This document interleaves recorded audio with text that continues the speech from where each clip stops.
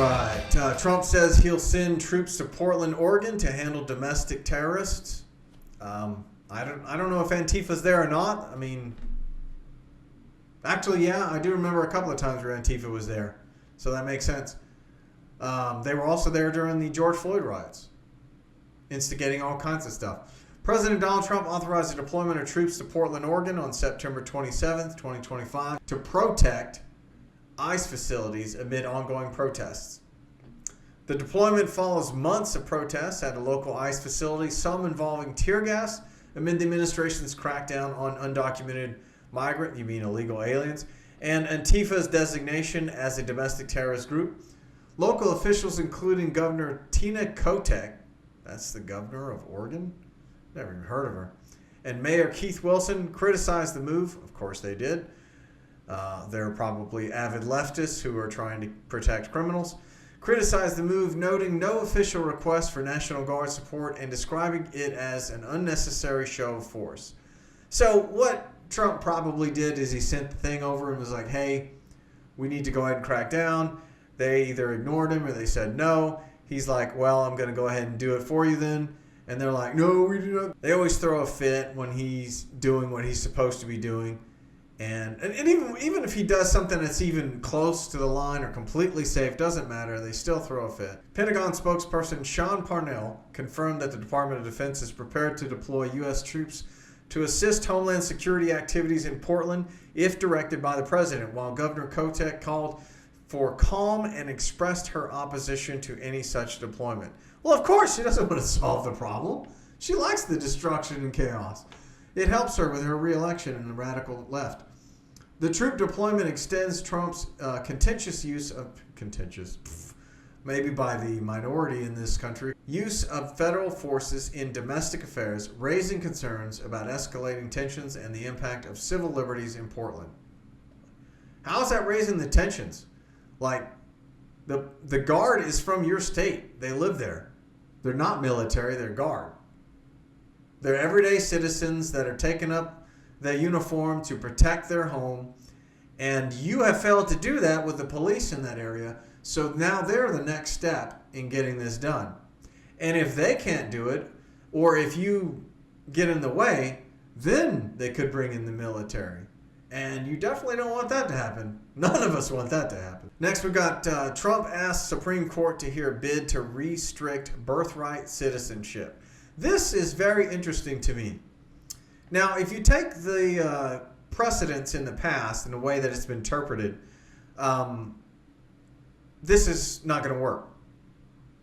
But if you take it the way the Constitution says it and the way it was implied and meant to be applied to the U.S., then this should be absolutely run right through. It should easily be done. It should be an open and shut case.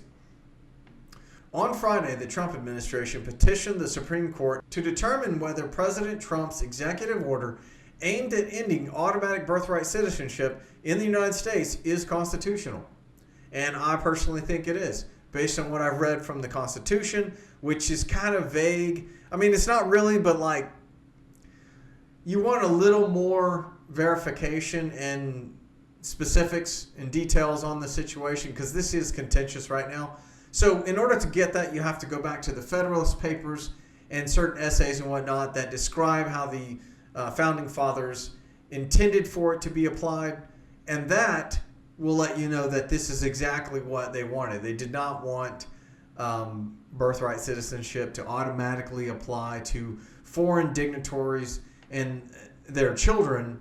Like if a Chinese, and I say Chinese, it could be Russian, it could be North Korean, any one of our adversaries, some dignitary comes over here, or even just a regular citizen comes over, has a child within a few days. You know, they're about to be pregnant, they come over, they have the child, they leave, raise that child in their home country of our adversary, and then one day come back and become president of the United States. That's not how it was meant to be intended or be interpreted. So the Democrats' interpretation of the 14th Amendment, I believe it's the 14th Amendment, which is describes birthright citizenship, is incorrect. Absolutely incorrect, in fact. But they've been interpreting it that way for like 50 years. That's insane that they did that. I can't believe it. But Honestly, I think it was because we had a Supreme Court that was more liberal in the past, and now we don't, which, thank God for Trump and his first term and applying a couple more conservative voices to the Supreme Court. This request follows multiple lower court rulings that declared the order likely unconstitutional and imposed injunctions blocking its enforcement nationwide. Now, I don't remember who ruled on this, but there are a number of well-known liberal or leftist activist judges in the lower courts who are just upholding the Democrat narrative. That's it. They don't care about what Trump says or the legality or the truth about the Constitution. They just want things to keep going as normal, as the status quo. They just want to keep the status quo. That's it. The executive order aims to eliminate birthright citizenship for individuals born in the U.S. to parents who are unlawfully present or residing temporarily, seeking to alter the traditional understanding of the 14th Amendment's citizenship provision. Traditional. Yeah. Just because it's been upheld unconstitutionally for the last 40, 50 years. Solicitor General D. John Sauer described the century-old interpretation of birthright citizenship as a mistaken view that has become pervasive and with destructive consequences. He's absolutely right. And called the policy invalidation a threat to border security. The Supreme Court is likely to take up the case during the 2025-26 term, starting in October, which could have broad implications for U.S. immigration and citizenship laws. Yeah, finally we can get back to the way the Constitution was meant to be interpreted. Nick Sorter was reporting, breaking, ICE just arrested the superintendent of Des Moines, Iowa schools, who is an illegal immigrant from Africa. He was armed and attempted to flee. He led the largest school district in Iowa. Our kids are not safe with Democrats in charge. Insane. Ian and Andre Roberts will now be sent back to Guyana. But I don't think he was from Guyana. I think he's from somewhere else. Yeah, he's an African who is a citizen of Guyana. So this guy is an illegal immigrant from Africa and was given the superintendent position at the largest school district in Iowa. What? Who is in charge here? Who's in charge of the state? Who's in charge of the schools? I'm so glad we're defunding the Department of Education and dismantling it. This is absolutely insane. How did this happen? So many questions. And so many people should be in prison. Unacceptable. I stated that Dr. Roberts was in the country illegally and had a final removal order, which means he's already been to court for this.